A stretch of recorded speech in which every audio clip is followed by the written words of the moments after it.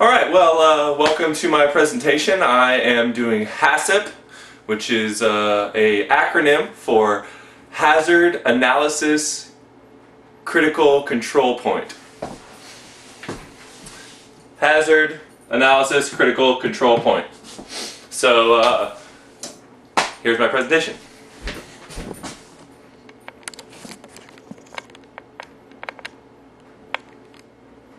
So, we know what that means.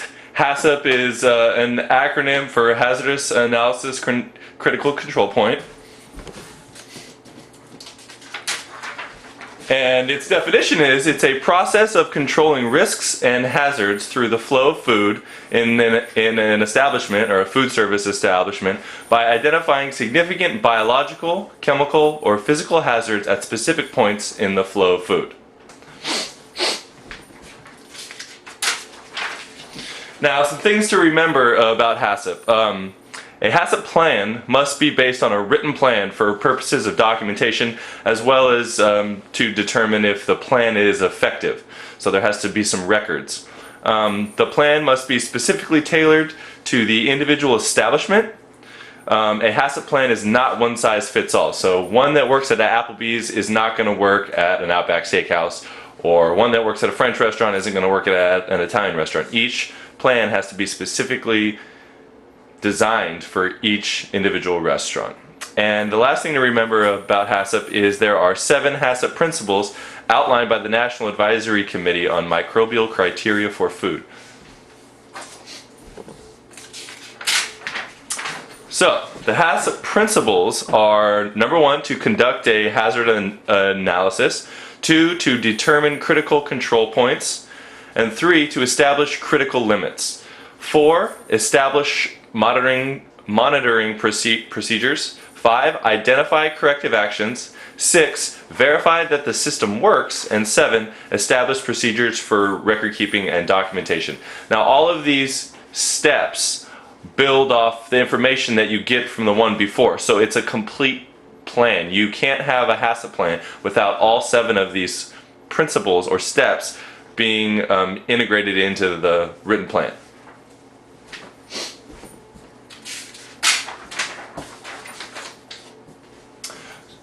So step 1 is to conduct a hazard analysis, and by identifying potential hazards like TCS foods and determining where in the flow of food that safety hazards are likely to occur, you can analyze the hazards that are present in the flow of food in the establishment or operation. So the example that I'm going to give is pork preparation. So I've determined that there is a potential biological hazard when preparing pork loin for freezer storage.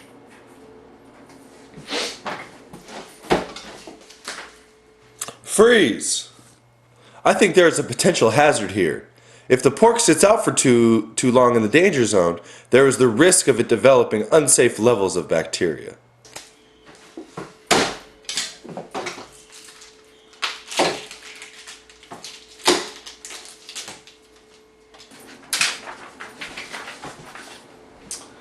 Step 2 in the HACCP plan is to determine critical control points, or CCPs. Identify steps in flow of food where hazards can be prevented, eliminated, or reduced to safe levels. So analyzing the preparation or cooking of food items that are on your menu or being prepared in your facility, by identifying where those have the potential of risk or hazard is step 2. So the example for my pork preparation is when preparing pork for freezer storage, there is a potential for pork to sit too long in the danger zone while employees are multitasking. So if an employee is trying to prep pork and delegate duties to other employees or monitor something else that's cooking, there is a risk for the pork to sit out too long in the danger zone. And the other step of the pork preparation process is to use a reduced oxygen packaging bag, and these must be sealed properly. Step 3 is to establish your critical limits. For each Critical control point, establish a minimum or maximum limit that must be met to prevent or eliminate the hazards. Now this limit can be set to time, it can be set to temperature, it can be set to a quantity. It really depends on what your CCP is what your critical limit is measured by. So for the example of our pork, the pork must not sit out in the danger zone for longer than 2 hours. Now that is less than the required 4 hours, but 2 hours seems like a reasonable amount of time because we're not sure how long that pork has sat out before then. And also, the packaging process must be completed according to the trained instructions and checked by a manager. The critical limits for the example are set in hours. If the pork sits out in the danger zone for too long, the bacteria will build up on the outside of the pork that's exposed to the oxygen. And because bacteria grows exponentially, it doesn't take very long for the bacteria amount to reach toxic levels.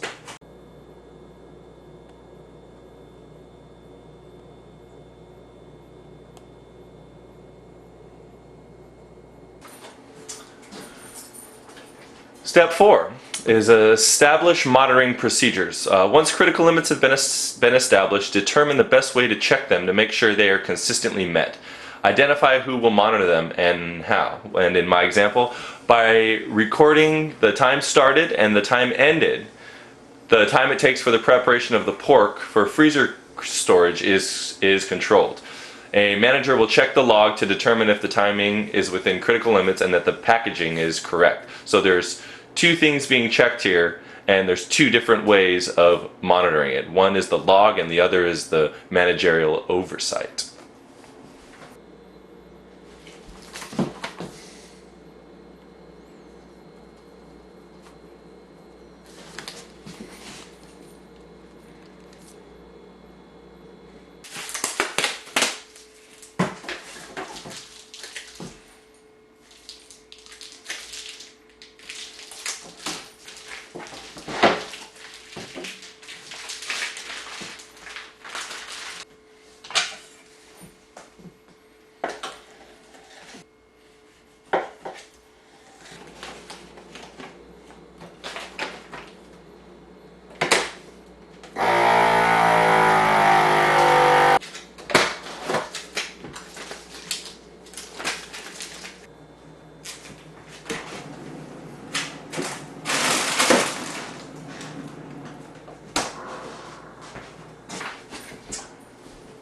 Step 5 is to identify corrective actions. Identify steps that must be taken when a critical control limit is not met. These steps should be determined in advance. So you need to think ahead and determine which steps of the process or the preparation is going to be most critical to the plan working. So if you determine that there's a potential for the plan to not work, then you need to identify the corrective actions that it would take to correct that.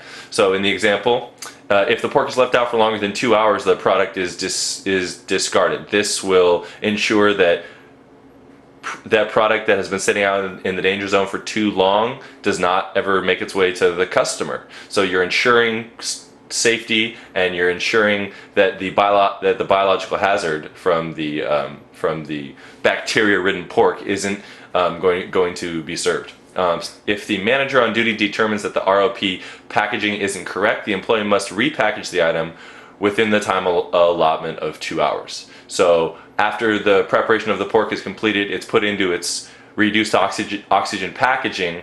When that packaging is evaluated by the manager, he will give a thumbs up or a thumbs down. And if he gives a thumbs up, it can be stored properly. And if he gives a thumbs down, then it has to be repackaged.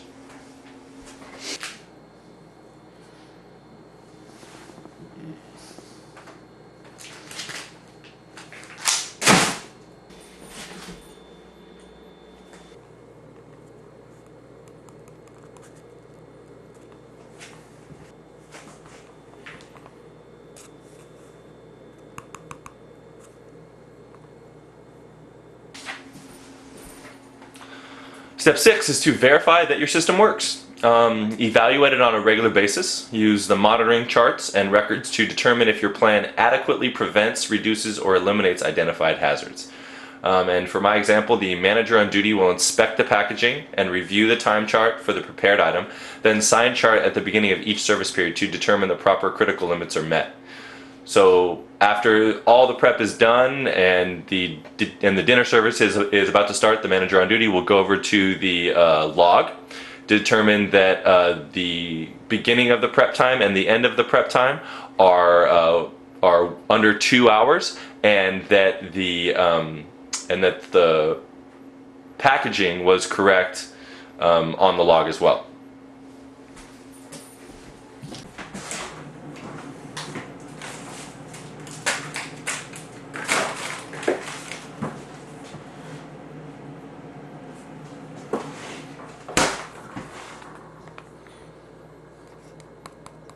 Step 7 is to establish procedures for record keeping and documentation.